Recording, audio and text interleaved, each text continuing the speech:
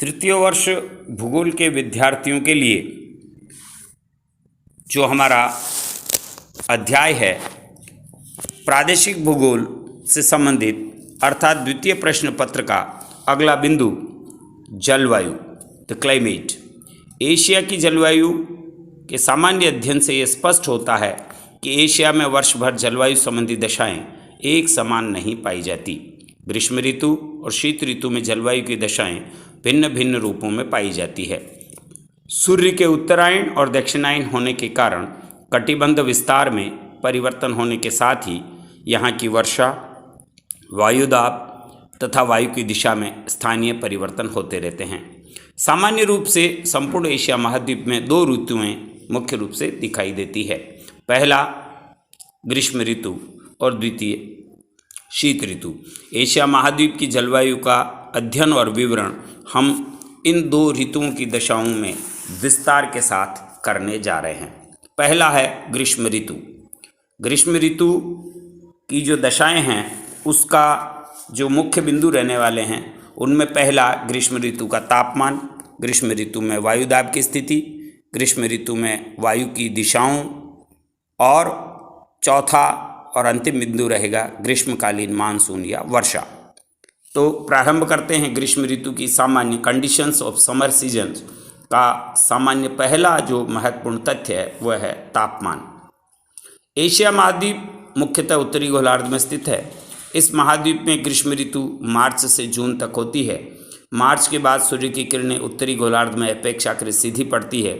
इस कारण वायु का तापक्रम धीरे धीरे ऊंचा रहता है। एशिया का उत्तरी ध्रुवीय प्रदेश भी इस ऋतु में 10 डिग्री सेल्सियस तापमान प्राप्त करता है, जबकि यह भाग वर्ष के अधिकांश समय में बर्फ से ढका रहता है। एशिया का मध्य और दक्षिणी पश्चिमी भाग इस समय बहुत अत्यधिक गर्म हो जाता है।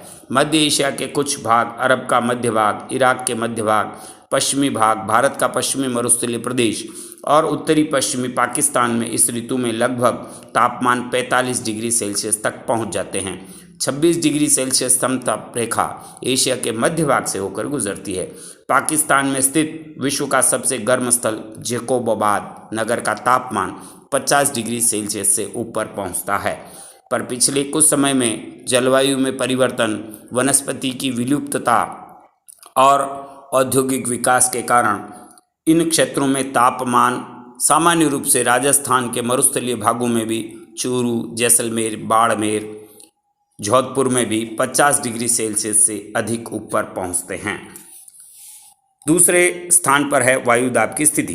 ग्रीष्म ऋतु के प्रारंभ होने के साथ ही तापमान में वृद्धि प्रारंभ होने लगती है, जिसके फलस्वरूप मध्य एशिया में उच्च वायुदाब हटने लगता है और निम्न वायुदाब का क्षेत्र बनने लगता है। क्योंकि वायुभार और तापक्रम में घनिष्ठता और सीधा संबंध पाया जाता है, इस आधार पर वायु अधिक भार से कम भार की ओर चलती है। वायुदाब का मापन मिलीबार में किया जाता है। जून माह में एशिया के दक्षिणी पश्चिमी भाग में उच्चतम तापमान हो जाता है, जिसके कारण इस भाग में बहुत अधिक शक्तिशाली निम्न वायुदाब क्षेत्र स्थापित हो जाता है। सबसे अधिक निम्न वायुदाब 995 मिलीबार पंजाब प्रांत में पाया जाता है तथा इस समय में हिंद महासागर में उच्च वायुदाब यानी 1015 मिलीबार दाब पाया जाता है। इस फलस्वरूप हवाएं हिंद महासागर से कम वायु भार के क्षेत्रों की ओर चलने लगती है। वायु की दिशा। मध्य एशिया और दक्षिणी पश्चिमी एशिया में ग्रीष्म ऋतु में उच्च तापमान एवं भीषण गर्मी पाई जाती है।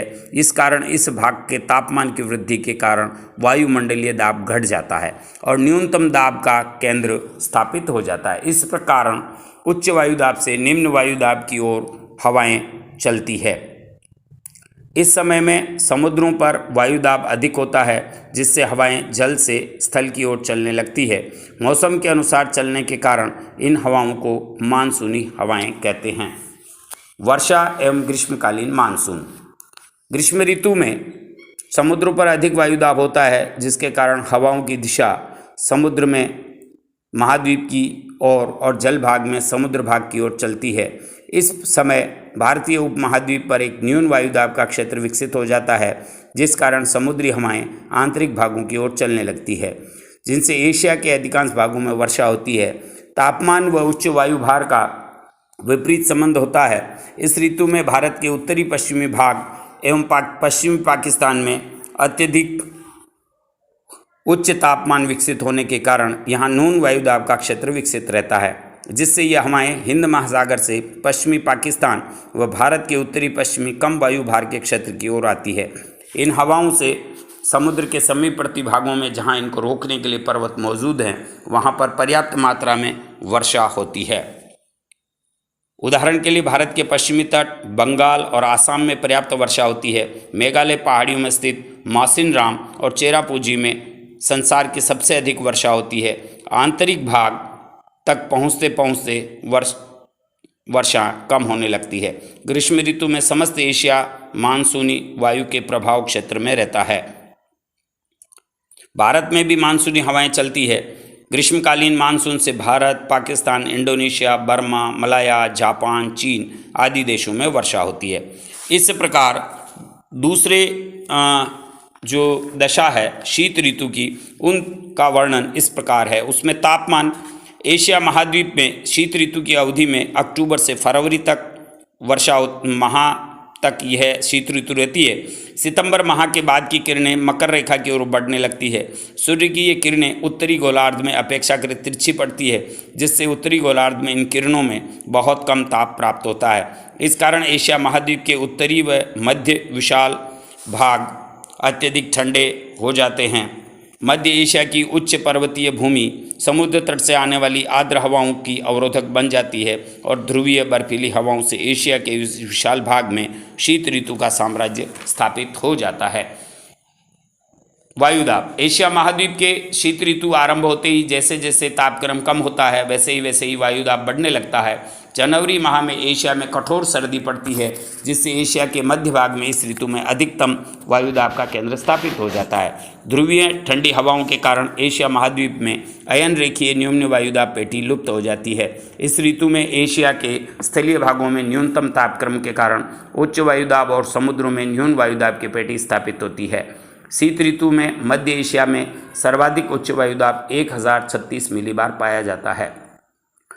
वायु की दिशाएं। शीत ऋतु में कठोर सर्दी और न्यूनतम तापमान स्थापित होने के कारण एशिया के मध्य भाग में अधिकतम वायुदाब का केंद्र स्थापित हो जाता है। ठीक इसी समय में हिंद महासागर में निम्न वायुदाब का क्षेत्र स्थापित हो जाता है। स्थलीय भाग में अधिकतम तापमान व समुद्री भागों में न्यूनतम वायुदाब केंद्र स्थापित होने के कारण हवाएं स्थल से जल की ओर चलती है।